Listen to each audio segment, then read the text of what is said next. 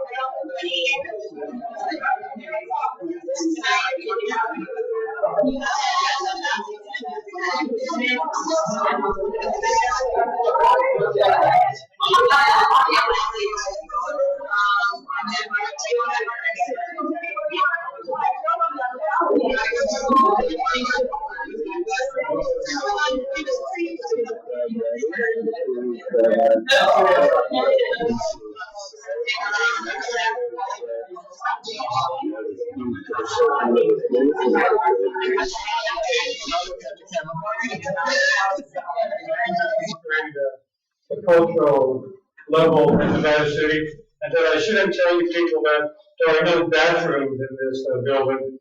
There are no restrooms in this building. You have to go into the shell. So here's a couple of things that you might want to remember to say at breaks during poetry readings. Nulo metro capacito est, which means it doesn't rhyme. And then the non curo, si metro non habet, non est poema.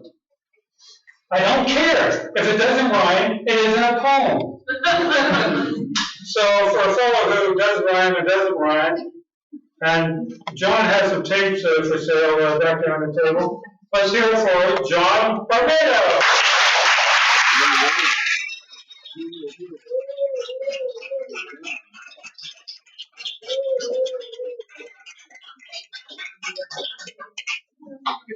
Okay, well, thanks for coming tonight.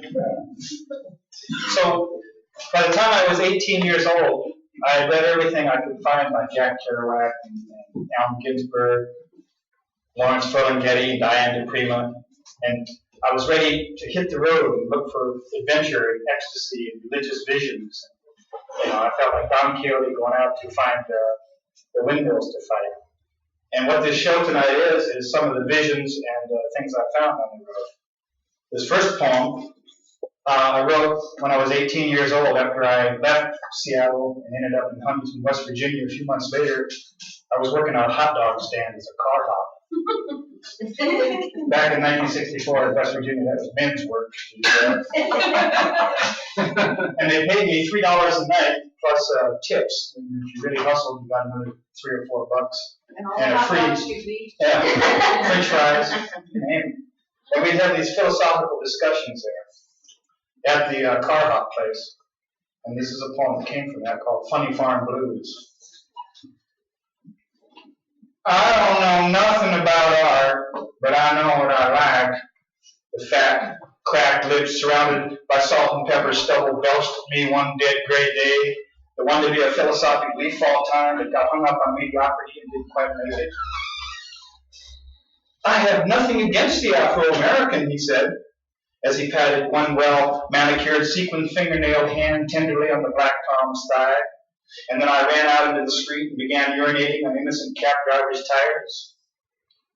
The movie was okay, but it wasn't in color. After they extracted my foot from his mouth, they took me to an unreal place and asked me to see petunias copulating in ink blobs. They then reported to the waiting world that I had completely recovered, and their 9-year-old daughters were once again safe on the streets. They found him standing naked on the hill, arms stretched toward the wind, crying, "Love me, love me." It took only one bullet carefully placed in his beautiful head to kill him. So I wrote that. It was in the Marshall University Literary Magazine. I wasn't a student there, but my roommate was the editor of the magazine. And I couldn't use my name. I had to just use my initials. And I went to a party a few months after this was published. And an older poet, he was 23 or 24, and he'd been in the Navy. He'd been around. And there was a lady there who said, "You got to read this poem." And she pulled out this poem out of her purse and read it. And I said, "Hey, that's my poem. I wrote that." And she became my first wife. I realized the value of words.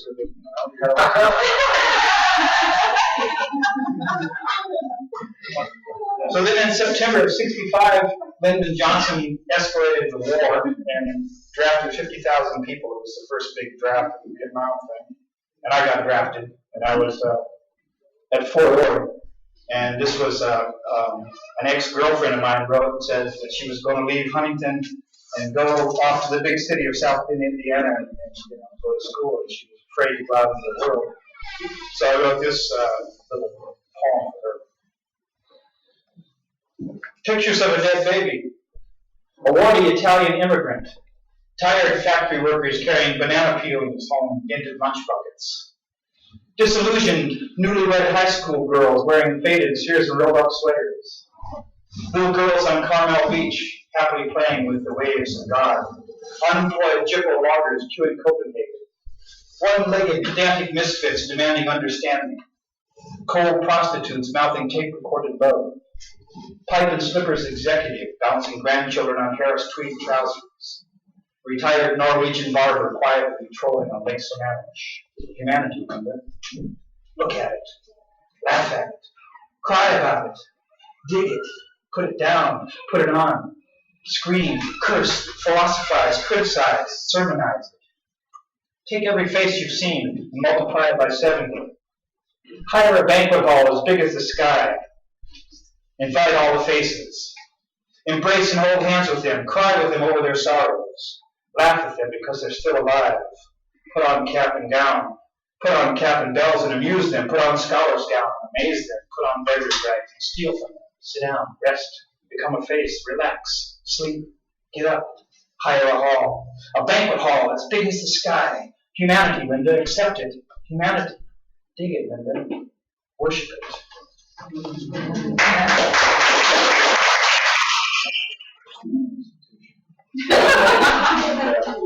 But I read Catch-22, so I knew how to survive. And this is a little 3-minute novel I wrote about that time. And good, and you and it, and rock, and stone, and boy, and hand, and watch, and look, and see, and do, and be, and yes, yes, yes. Because of this overflowing, full to the brim, void Virginia hills on a summer cricket frog sounds, and silver yellow moonlight, night percussions with spirals of electric poster, San Francisco, Weeby Jive, San Jose, Mexican restaurant, jukebox, guitar, and trumpet bullfight noise to Indian sitar drone, a Fulton Street incense, 1967 mystic apartment with 4 words, guns, killing consciousness of 7th level foretold in Mercer Island, 1966 Washington Ann's house, over 3 packs of Salem's, with Jewish flashbacks of Huntington Library innocence, of cornstalk mute messiah's visions, tidy, dry ladies, sweet, simpy smiles, the similes of non-neo jazz cool, Norman Mailer, Loud Man, and Paul Krasner there. Ohio farm road, sun out, thumb out, drop out, long-haired, sitting on bedroll, reading Shaw, waiting for magic carpet hay wagon, only getting drunk Cadillac, sad life, not even laid, Portsmouth hot pass-through, to emerge 1 year later, drafted. See, people, I left with $5 and came back with sideburns. After eternity, looking back on Wayne Barrick's flophouse time, through $5 birthday present glasses, had visions of not brainwashed, with dry, clean heads hiding under covers of U.S.-issued blanket awaiting sacred wet dream of new fascist Goya Inquisition Black Plague, Bob Dylan, Neil Train, and borrowed bottom, wine bottle freedom, talk, cry, laugh, breathe. Letter from Jane, screw by Monterey by sea, drowned out and chewing on seals. Threaten obscurity with private reality portraits to be put down with sunshine pills that just work if you believe in Pan's Ferry, don't do that. Waiting now. Counting seconds. Fall back in green fag suit like Gilroy stoplight 2 a.m. vomit cloud in the sinister Corvair. Watch unpoetic attempt to make two reading soldiers who shriek unjust, unfair, unreal. Bleary 10:30 Sunday morning Spanish neighborhood, mass behind church, stick finger in throat, gurgles Tory. Old Greek opens coconut, trolley car phones. Flutist sings Standing Street Love. Ride train, bus strike, walk Salinas nightly. Hear spade hookers moan for a 10 spot. Talk, walk. And him, and you, and us, and we, and more goldfish shouts bump into edges of aquarium. Ginsberg's people howling didn't suffer enough. Good and evil paradox get caught, dog-eared, and put in pocket. Mustache grows and shrieks an insane dance of off-key loot. Turntable speeds up, and we dig our fingernails into grooves in last-ditch effort to keep from being spun off and meadow in cattails. Don't ask why, just hang on. I saw a man who let go and the cop kept mumbling about zombies. So I chuckled off into the sunset, nursing nurses with my nightstick.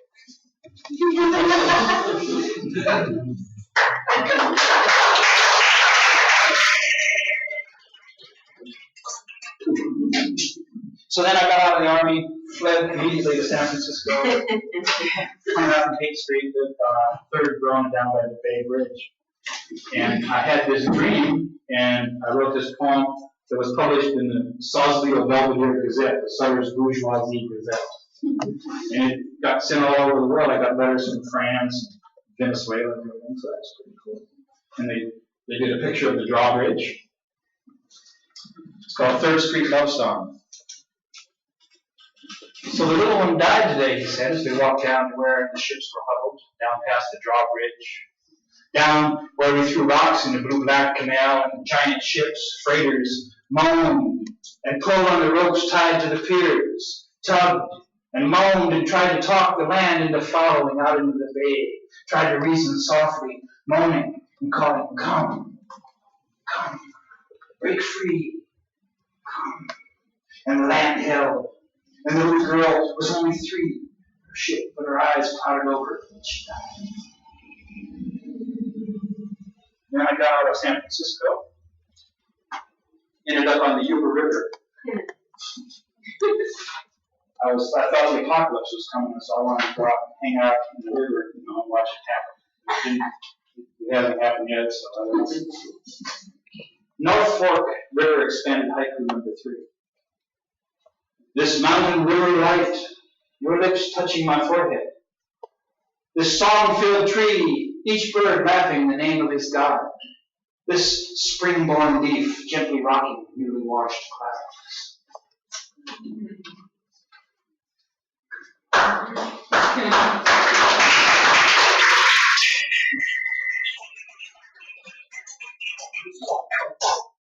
Now this one, my old age, as we used to say back in those days, and I lived down on the Colorado River in the Mojave Desert. And one night we had ingested some sort of consciousness expanding substance. And we were watching the fire slowly burn down, and we were trying to get it together to put another piece of wood on the fire. And all of a sudden it was like I could read Jane's thoughts. And this was a poem. I don't know if I wrote it or she wrote it or where it came from, but it's called The Monk. to forget who I would most likely let. I must needs walk this holy man path.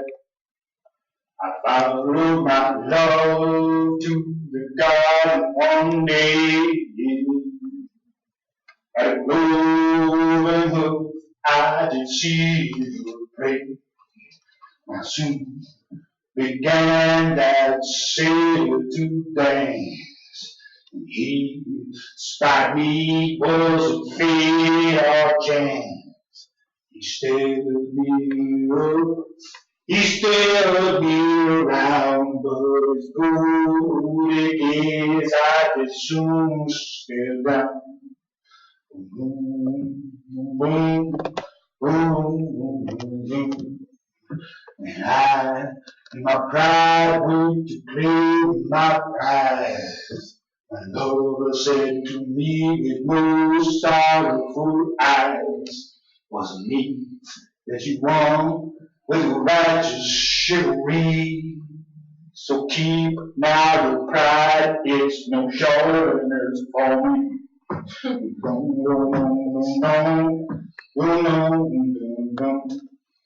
There's nothing but my pride left here with me. My eyes so full, I cannot see. Sweetheart and sailor alike deep gold. I'm a monk, new man, and afraid for my soul.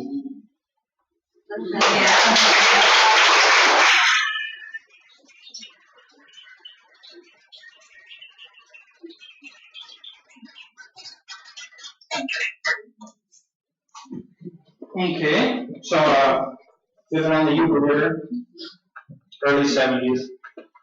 I took the original 2 years and kind of telescoped them into one story here called The Snake. It was late summer on the Yuba, the time when blackberries were falling off the vine. I was having my usual trouble being obsessed with one or two concepts that continually showed up in anything I tried to write. So I was mainly concentrating on painting and learning a few blues licks. The days stretched forever, a lifetime between sunrise and sunset. It was the summer we had more psychedelics than food. We'd scrounge blackberries all week to eat, saving the pinto beans and the used coffee grounds for a formal Friday night feast. When the weekend rolled around, we'd be lean-eyed and razor-sharp. My gangster friend would show up, hike down river, load us up with beer, cigarettes, and mescaline. We wouldn't know how to talk after listening to the river run by all week, so we'd just grin and drink beer, eat mescaline, and have private jokes with blue jays and squirrels. As our other friends, wanderers from another reality, would plunk their pink hairless bodies onto the water-carved rocks and remark how lucky we were to be able to live here, and how, if they could get free of whatever bondage they had, they'd be here all the time, too. And I just really began to look out cockeyed at circling hawk. That summer, our closest neighbors were a couple kids from Marin County. They had been raised by good liberals and had lived together ever since they were 14. They got stoned the first time when they were 15 and dropped out of school shortly thereafter and ended up just hanging out at the boys' parents' house. The liberal mom was frantic. What's he going to believe? She beseeched the heavens and wring her hands pitifully. The parents made meeting the Rousseauian man of the woods who returned their little boy into a man. People expect you to act a certain way if you live in a beautiful cabin by the woods. By the end of summer, it had all changed, of course, and they were sure I had ruined Donnie for the workaday world completely, but that's only to be expected. Donnie and Kathy were outrageously happy as we showed them around our Eden. Showed them all the good swimming holes and the tree you could sit under to hear the singing, and the place you could look during full moon and see two perfectly formed mountains sloping down to the silver white rapids with a deep purple star-dappled night sky, a fat moon rising like a bishop or like a magic blessing round and complete, and all viewed at by a thumb jut rock just big enough to sit next to, and a stomach-teasing 100-foot drop down to that lapping of ancient river. And showed them trails to rivers even deeper in the woods, and talked grand stories over the campfire, nighttime campfire, and watched it come down river for 2 days and said the season's getting late. They'll all start crawling down lower soon. down closer to the flatlands, at least a couple thousand feet lower and warmer, so they can find a good warm cave to sleep in for the winter. The people from Berkeley, horn-rimmed and serious with their books on trees and their down bags and their buck knives, asked me if they could set up at the first camp between the cabins, and I said it's cool with me and not pain. We got loaded together and they stood around and watched us. My dogs walked around them stiff-legged and mistrustful. The first dragging snort of winter rippled my spine. My yellows turned cold, and I made some excuse to go for a hike. Later at Donnie's cabin, we talked about how weird things were starting to feel. Donnie said he saw it again sliding past his porch about 10:30 that morning, and it should be down by my place soon. Said it looked big, maybe 10 to 12 rattles. And we started back down the road because it was almost too dark to see with the weak flashlight. We felt our way around the rock ledge and rounded the corner, ducked under the hanging tree limb that blocked the path and entered the Berkeley people's camp. The girl, who was well grounded in Sartre before she switched over to Yule Gibbons, spotted it first. "Snake! Snake!" she cried. And I saw it about 10 feet away from me, heading down the river. It was 3.5 feet long and as thick as my forearm. I stood there, blinded by its golden aura, as the man with thick lenses staggered towards it with a 15-pound rock and smashed its head in. I felt the rocks, river, pine trees scream and whirl together in outrage. The Berkeley people were ecstatic. "We're like the pioneers," one of them gleefully cried, pulling out his buck knife, striding manfully over the carcass. "Let's skin it," he said, holding the even dead regal being up by its tail as its smashed head dripped blood drops onto the smooth river rocks, and I disappeared into the forest and vomited. The next day, the Berkeley people came up to the cabin and said, "We ate it. It was good. Tasted kind of like chicken." The one with the horn-rimmed glasses had the skin around his cowboy head. They stayed and talked, and I became colder until finally I was shivering and close to crying. "You didn't have to kill it," I said. "This was Snake's home, not yours. He lived here for 6 years. You were here 3 days. Go home now." They left that day. Donnie and Kathy decided to spend the winter there on the river, and their parents freaked out and dragged them back to the city where they got Donnie a gas truck delivery job. The leaves turned, and winter came early to the river that year.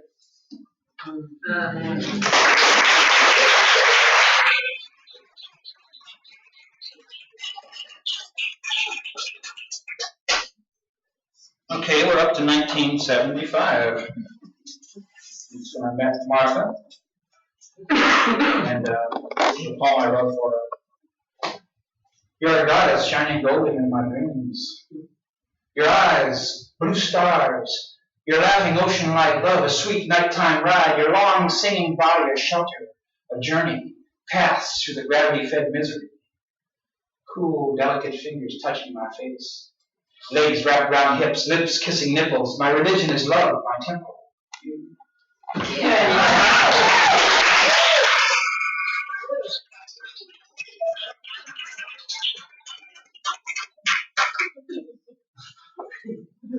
Spring song number 35. The lizard sits on the rock. He lifts his head, blinks his eye, and 10 years pass. Artists and angels fly together oblivious to that ball of dirt churning and revolving below them. How many of these sky dancers crash and lay twisted and burned in the mud? 10 years pass and dynasties are created. When angels burn, they smolder, and from the remaining ashes reform, their eyes sharper, their visions clearer, their wings brighter. The sun warms a rock next to a wild and green river. The lizard sits sunning himself on the rock. He lifts his head, blinks his eyes, and 10 years pass. The artists dry off their new-grown wings and jump off laughing into the sky.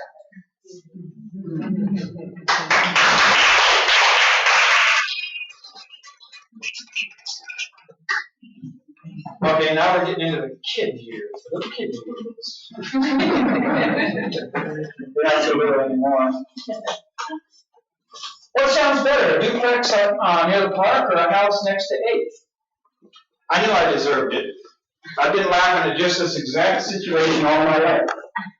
Most of my writing had this morbid fascination with the big squeaky wheel. Maze work, I'd scoff. Bills, I'd snickers for dummies.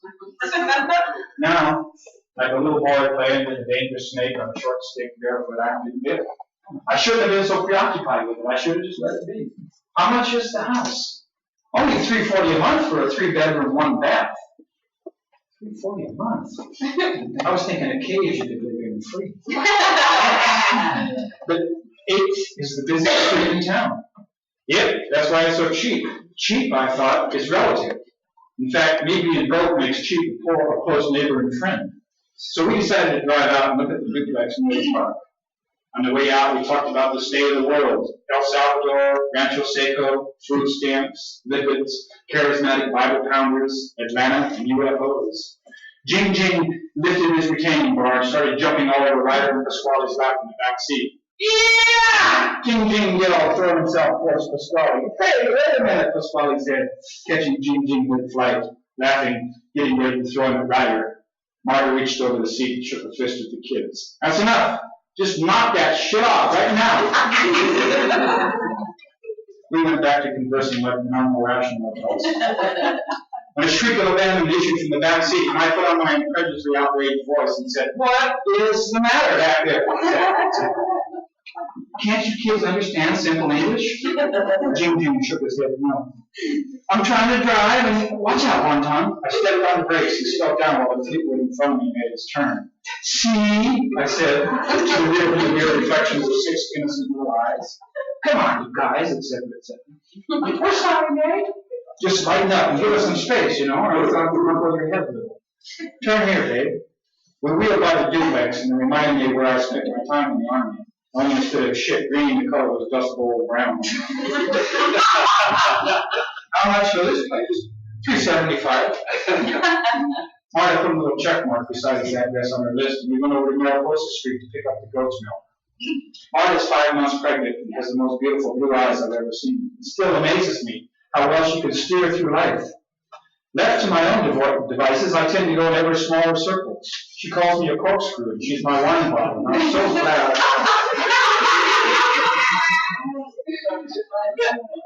My friends in the Bohemian quarters can't quite believe it. You remember that hairy guy who used to walk around the woods naked playing sax? Being followed by those skinny dogs? Always called himself a poet? Well, he's down in the city, dragging concrete blocks around all day for a living. Got 15 kids now. Yeah, old crazy Wonton sure went through some changes. No shit, man. Hey, you passed that pipe.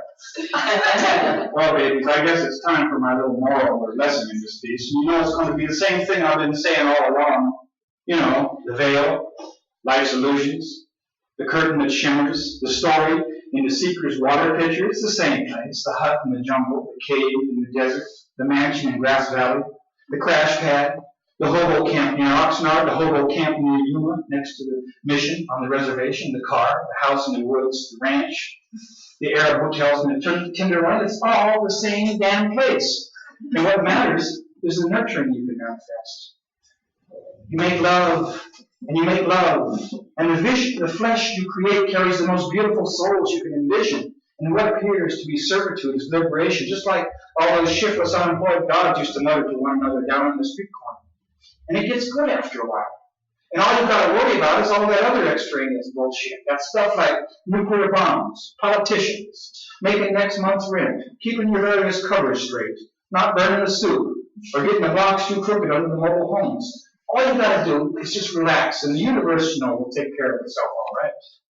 In fact, you can take all that other stuff and put it on a big barge, and just hang on to love.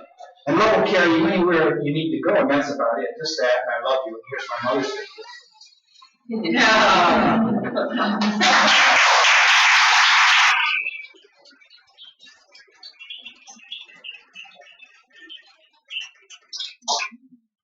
Okay. These next 3 poems are to our son Miles, who lived 7 weeks in 1981 and died of SIDS. My son Miles was born at 7:41 a.m. September 18, 1981.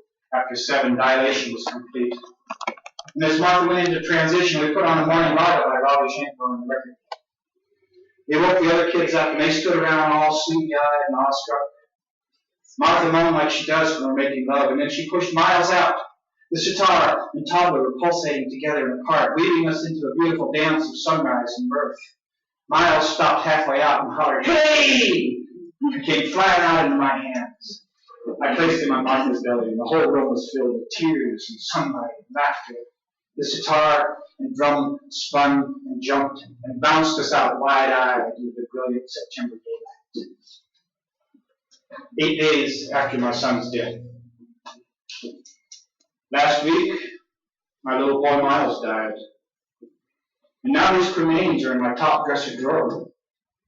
They're in a 4-inch square envelope. All my friends told me they didn't know what to say. I tell them there wasn't anything to say. After he died, we went to a lady who told us about a group for the parents of children who died. She gave us a bundle of papers. She called them a grief packet. Through my tears, I had to laugh. Death makes the survivors create right angles, squares, rectangles, anything with straight lines and 90-degree turns to contain the howling void to compartmentalize the pain. Miles died, and my house is racked with sorrow. There's a photograph drawing for that one. 2 passes over the same brain. After the vasectomy, he felt like he'd entered a monastery. All the souls he felt pounding inside him, crying for release, suddenly picked up their belongings and left. Now his scrotum felt like an abandoned hotel lobby. He hadn't stopped making love. He was just more serene about it. The progression was simple. Being detached, he could now be detached, and his burning fevers didn't die down. They still sped up and down his spine, tripping his chocolate levers like he was some sort of meaty pinball machine.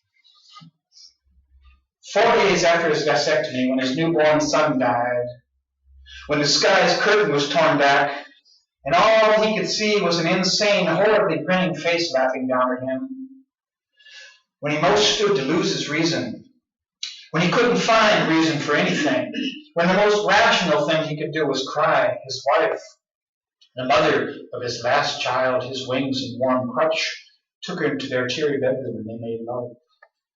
His balls, sore bruised and recent stitched, ached each time he came, and his wife cried and held him inside her, and he cried and clung to her.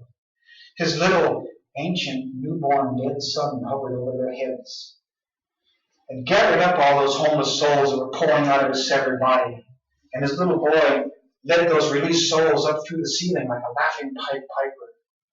And he and his wife were left there alone on the bed, and he suddenly felt very quiet inside. The rain started up after his son's funeral, and his pain was transformed and externalized into howling winds and weeping skies.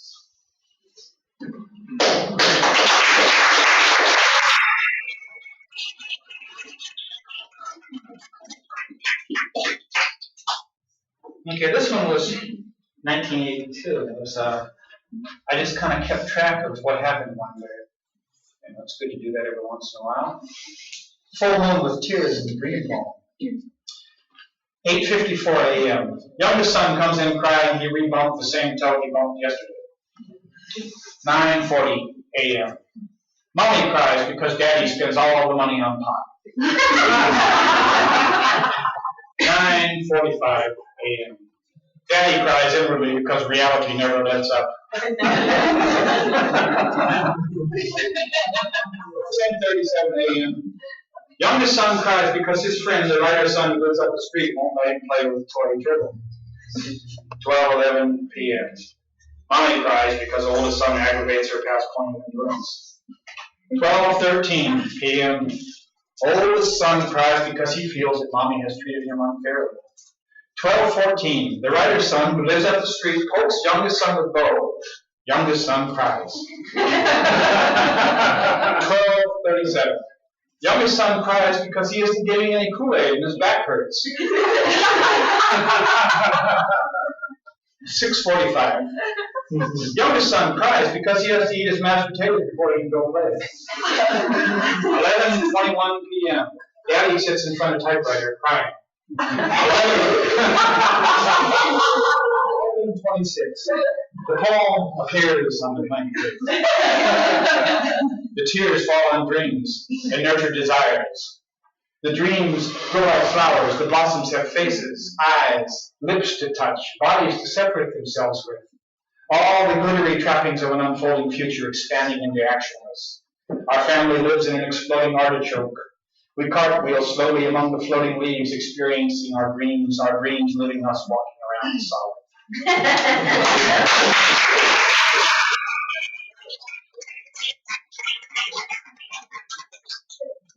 Okay, 1983, 20-year high school class reunion.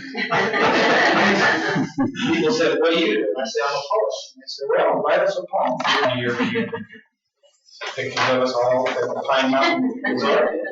Issaquah, Washington. Issaquah memories for the class of '63. We lived in a blue-black rainforest. Mount Si cut a hard-edged slash across the heavy gray sky. We grew up among the wet cow pastures, riding muddy, fat school buses through the blackberry-lined country roads. We drank hot chocolate in warm Scandinavian kitchens. In the summer, the steady pounding of a pile driver throbbed across the lake, and even the rain wrapped us in a tender veil of reassuring innocence. In this cocoon of chainsaw smoke, broke-down log trucks, and steamy-windowed kitchens, we dreamt our dreams, bragging of how we would change the world, of how we would live differently than our parents and their two-dimensional dreams. Then we went out into that world like salmon to the ocean, to return 20 years later, grayer, rounder, balder. We met again 20 years later, wearing wrinkly grown-up masks, pretending to be responsible adults, exchanging snapshots of our children, our husbands, our wives. We talked about jobs and other important things. In our minds, time became magical. Old, dusty dreams sparkled and a million what-ifs were laid to rest as we once again cruised around Lake Sammamish in a '57 Chevy, dreaming of tomorrow and wondering what we'll find around the next curve. When I wrote this, I had a '57 Chevy Impala. A friend of mine wrote and said, they didn't have Impalas in 1957.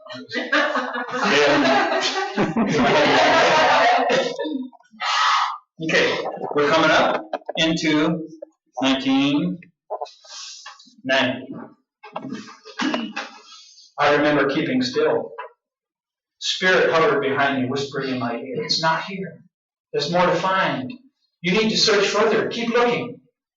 I wandered for years, sleeping in alleys, being snowed in mountain cabins, living in rented houses on the edges of ugly cities. I would set up, unpack my tools, my pens and paints, and begin working, catching the prayers and images on paper. Then Spirit would glide up to me and say, "No, not any longer. It's not here anymore. It was only resting. It has moved away again. We've got to keep moving. We can't lose it. There, see, it just went around that corner." I met other seekers, and our restlessness created a vast force field of energy around us. Many were flung off into the darkness by the centrifugal force of our world and desires. One day, I remember keeping still the way the old ones traveled. Then my wife took me to this mountain, and we sat there together in the manzanita, holding hands and listening to Spirit.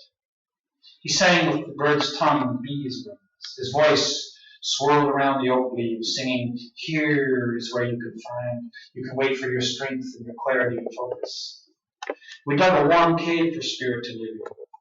We gave him prayers and cornmeal and set him facing north on a piece of red flannel. And now, we built his house on his broad shoulders. And now, as he travels through time and space, everywhere we look, we see Spirit, and everything we hear is Spirit singing.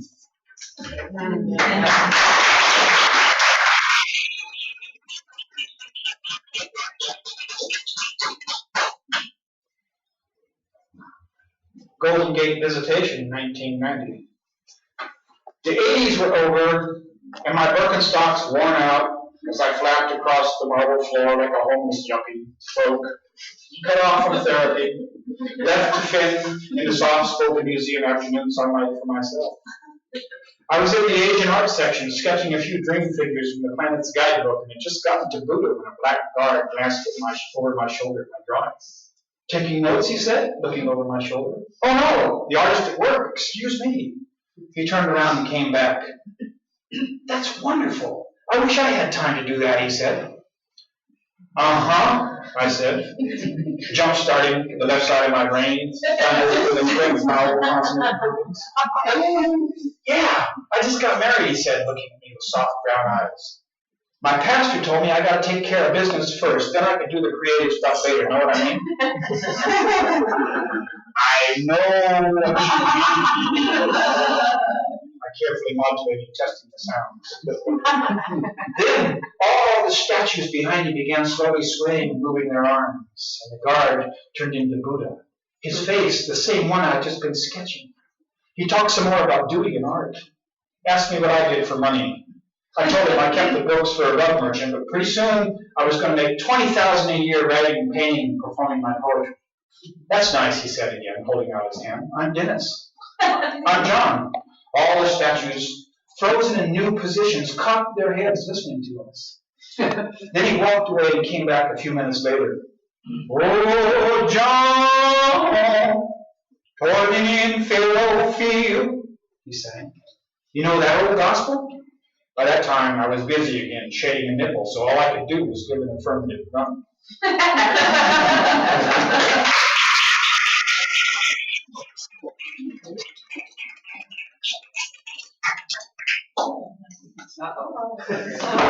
Okay, so I'm going to have my friend Chris come up and help me on this poem, because I can't play the saxophone and read the poem at the same time.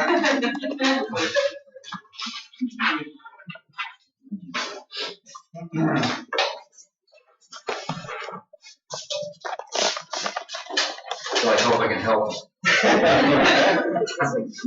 Or you can help yourself.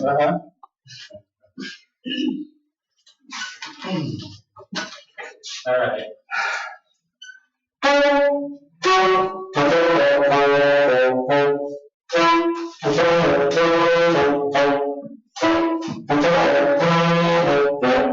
Chicago, 40 years later. June 21, 1992. Lake Michigan jetty, dead alewives, floating in the tide.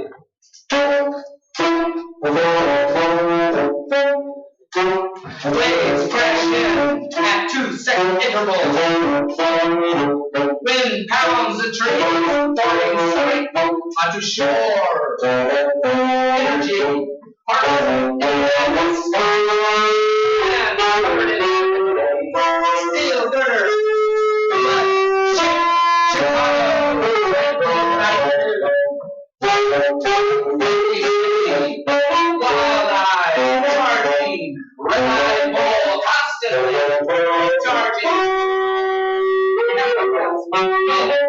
Positive, smashing negative.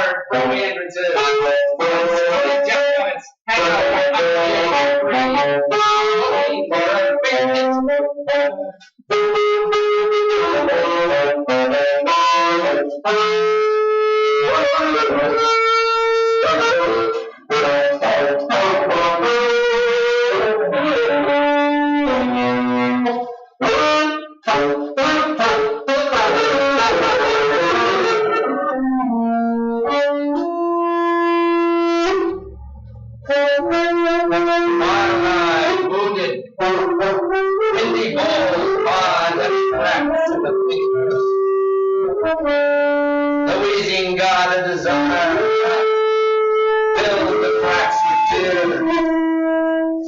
At first, the young eater under the shore is terror. The eyes retreat away from the wind and encaged. Next, little brick houses built on expressionists. The land looks like in giant stone castles. The eyes like dead white. Slave walls Brandy, come! Fist focus on the way! Floaty,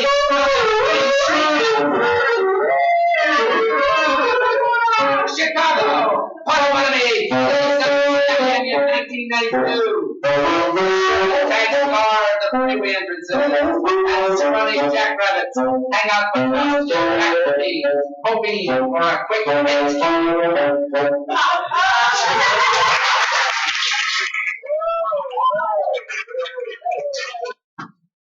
For 7 years, her dust had spun in the currents, testing the air, building her stamina, slowly circling the events of her life in an ever higher, wider spiral, following the bus routes of Nevada County, resting beside Sydney, her sole companion, circling higher and higher, watching her grandchildren's children playing in the surf as her ashes washed out away from the earth. Long squads of pelicans hugged the coast, counting the tombstones that had sprouted on the Point Loma military reservation. The pelicans were God's jewelers, searching for souls to string like pearls on a necklace to carry to heaven as a gift.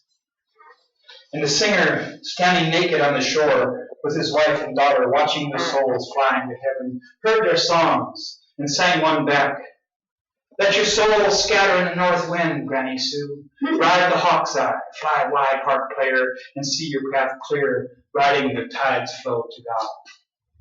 And now at last, brown powder, white bone Granny floats out in the tide free to the east.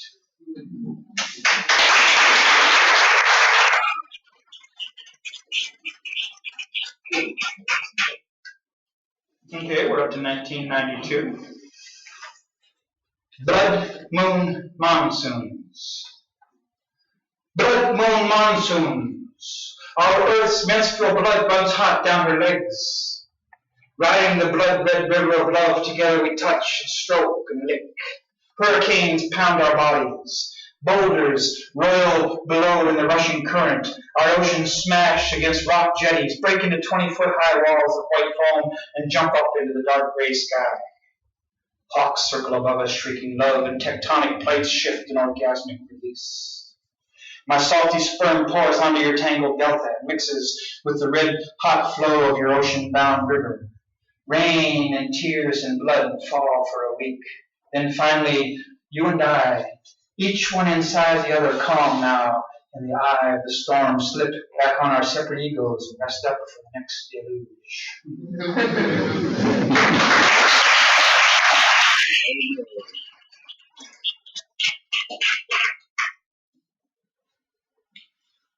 This dream of water now in front of me singing. Gaia rains her memories down on us in the little snakes of water falling from the sky that carry life to the roots of our world.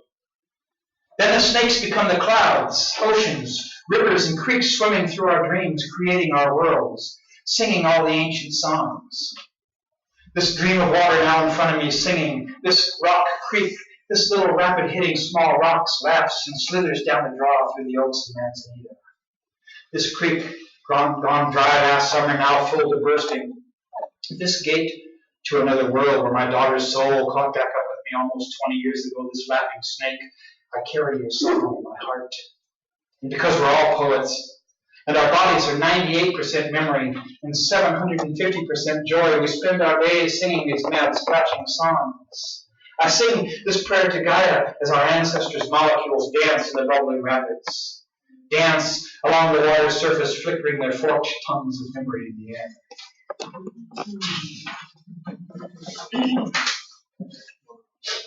Dancing on the point. It's easy to travel into the past, Dupree, my oldest son, said, passing me the pipe. The future is a little trickier. We were in his time traveler, an early V-Dub microbus with medicine bags dangling from the ceiling, bubblegum trading cards of Jerry Garcia glued on the spaces between the windows. He had just returned from Babylon, hawking chapatis in parking lots with the skeletons who had gathered there to party with him. We're given these meat bags for a minute or so that we're like kids playing dress-up, I told him.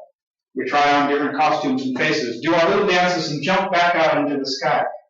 Then our clacking bones spend eternities chasing after us, trying to catch up. Yesterday, today, tomorrow, it's all the same out there. I exhaled a cloud of blue smoke, feeling wise. And my wife danced into my mind.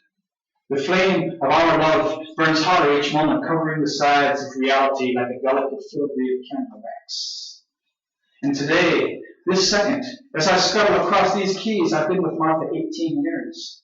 Only the length of a kiss. Only one soft whisper of love. Only an embrace older than time, older than the mountain of bones we use as our bed. Now every time we make love, our ancestors' skulls shift and slowly settle, smiling in their own sweet memories of pleasure. Life goes on this way, eating, singing, suffering, working, creating, loving, life, dreaming life into life. But what's the point, Dupree asked? Babies and cabins in the mountains? Exactly! Yes! The point, I said, jumping up and bumping my head on the V-dub's roof, is you, now, here, living this instant of eternity, and yes, babes in the woods if it comes to that. Or broken bottle, asphalt, shit-filled plastic baby diapers and a job at the packing plant. Anything's probable. And every step is another crossroad. The point is to see the step. Find the right trails through the maze, know how to navigate through the shadows, study the secrets of light. The V-dub had become too small for me. During my own younger space-time exploration days, the buses seemed immense. Back then, there was room enough for 6 seekers. Their foods, scarves, brown rice, tiger balm, books, and bags of dirty clothes, plus any hitchhikers and all their packs and dogs they had on the way. Now, I fill the whole interior myself. That's one of the side effects of wearing these meat bags. Your soul keeps on expanding and pretty soon you're bursting at the seams. Since I was getting too big now, we stepped outside. Over to the west, by the lake, I could hear my daughter. She sat singing to the inner city kids swimming over at the summer camp. Her song was the same one she once sang 6,000 years ago to her infant son on the banks of the Nile. The same one heard from the gypsy wagons in Italy in 1885. Then our youngest son, Django, came whizzing by on his skateboard. He squirted us both with seltzer water and said, "That's old hat, kindergarten shit, everybody knows that stuff. I'm alive now, I'm ready to go, let's go." Let's crack this up. Dupree, dreaming of me, dreaming of him, dreaming of Cerelia's dream of Martha, dreaming of Django, us all sitting on opposite sides of the universe, talking to each other through tin cans tied together and connected by love. Then we joined hands and made a circle on top of the highest mountain of powdered bones. Dad, Granny Sue, and our little boy Miles drove up from the north in a ghost RV and joined us in our dance as we spun clockwise round and round together inside the never-ending point of eternity.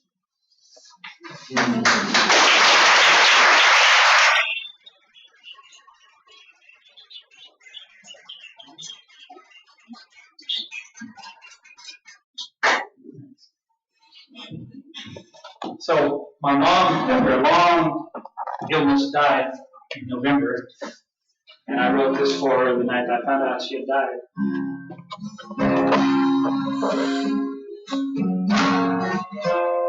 There's plenty of room in this ghost RV, room for you, room for me. Better now our souls are free. You'll find me free from pain and misery. Better come and go with me. We'll lighten up our heavy load, get on down that open road. Better just you wait and see. You'll find me free from pain and misery. Better come and go with me. I waited for you, you caught up with me. Now we're as happy as birds in a tree, because our souls are free. You'll find free from pain and misery. Never come and go with me. So climb on here next to me, cruise around in luxury on a highway to heaven in a GMC. Baby, now souls are free. Climb on in this ghost RV, with goodbye to family. We'll head out to eternity. Maybe now our souls are free. You'll find me free from pain and misery. Maybe come go with me. You're a young again. You're so pretty. You'll feel joy, you'll find peace, man, now your soul's really. You'll find free from pain, misery. It'll come, will.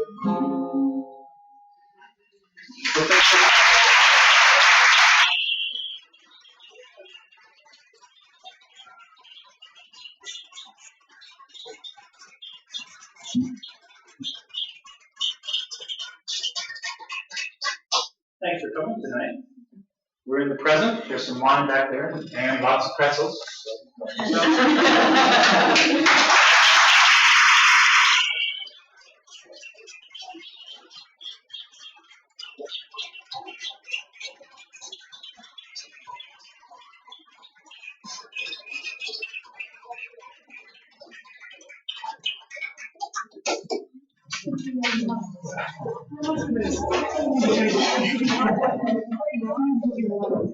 There she is.